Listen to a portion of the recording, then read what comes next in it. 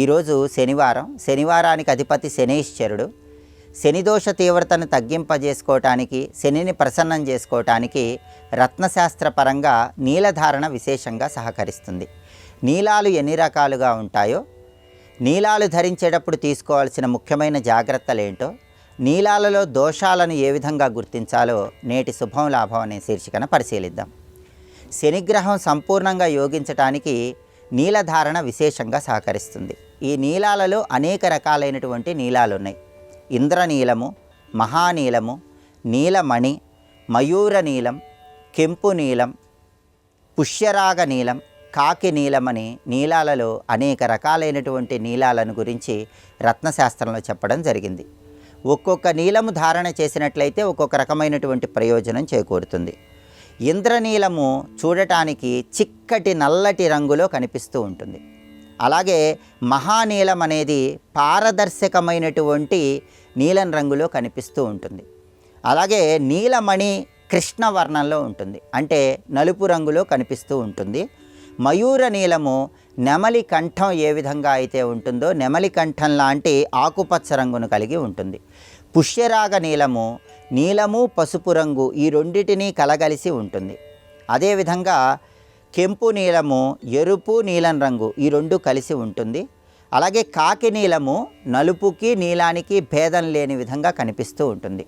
ఒక్కొక్క నీలాన్ని ధారణ చేయటం ద్వారా ఒక్కొక్క రకమైనటువంటి ప్రయోజనం చేకూరుతుంది. అయితే జాతి నీలాన్ని గుర్తించాలంటే కొన్ని దోషాలు నీలంలో లేకుండా చూసుకోవాలి. నీలంలో ఒక్కొక్క దోషానికి ఒక్కొక్క రకమైనటువంటి పేరును రత్నశాస్త్రంలో చెప్పడం జరిగింది.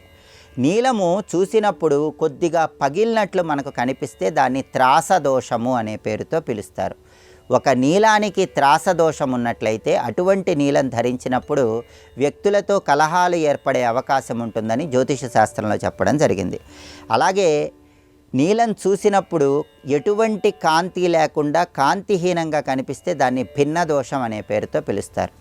భిన్న దోషం ఉన్న నీలాన్ని ధరించడం ద్వారా కుటుంబ సభ్యుల మధ్య చిన్న విషయాలకే వ్యతిరేకత పెరిగే అవకాశం ఉంటుందని జ్యోతిష శాస్త్రంలో చెప్పారు.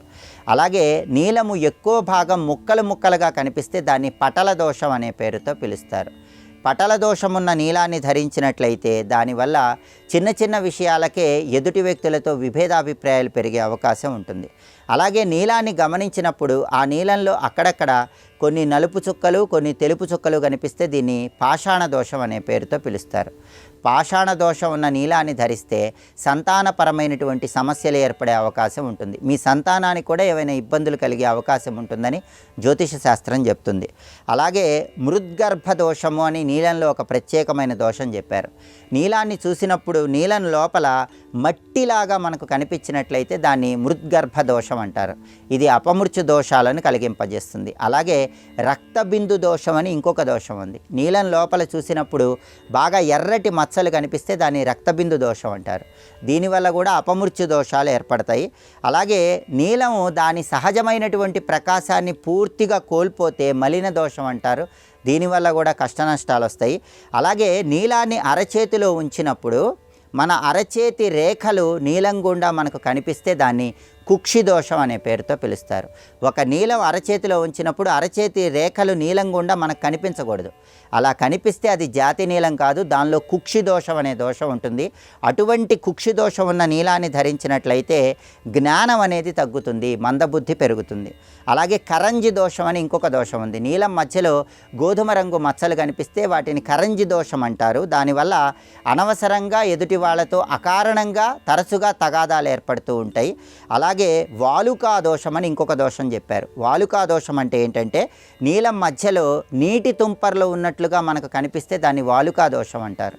ఈ వాలుకా దోషం ఉన్న నీలాన్ని ధరిస్తే భాగ్యాలు నశిస్తాయి, అంటే ధనపరంగా ఇబ్బందులు ఎదురవుతాయి. కాబట్టి ఒక నీలాన్ని ధరించేటప్పుడు ఈ దోషాలు ఏవీ లేని నీలాన్ని ధరించడం ద్వారా విశేషమైన శుభ ఫలితాలు చేకూరుతాయి. ప్రధానంగా పుష్యమి, అనురాధ, ఉత్తరాభాద్ర నక్షత్రాల్లో జన్మించిన వాళ్ళు నీలధారణ చేయటం ద్వారా విశేషమైన ప్రయోజనాలు చేకూరుతాయి. సంఖ్యాశాస్త్ర పరంగా అదృష్ట సంఖ్య 8 వాళ్ళు కూడా నీలాన్ని ధరించవచ్చు. అలాగే శుక్ర లగ్నాల వాళ్ళు, వృషభ తులా లగ్నాల వాళ్ళు, మకర కుంభ లగ్నాలు అంటే శని లగ్నాల వాళ్ళు నీలాన్ని ధారణ చేయటం ద్వారా విశేషంగా శని దోషాలు తొలగింపజేసుకొని శని భగవానుడి అనుగ్రహానికి పాత్రలు కావచ్చు.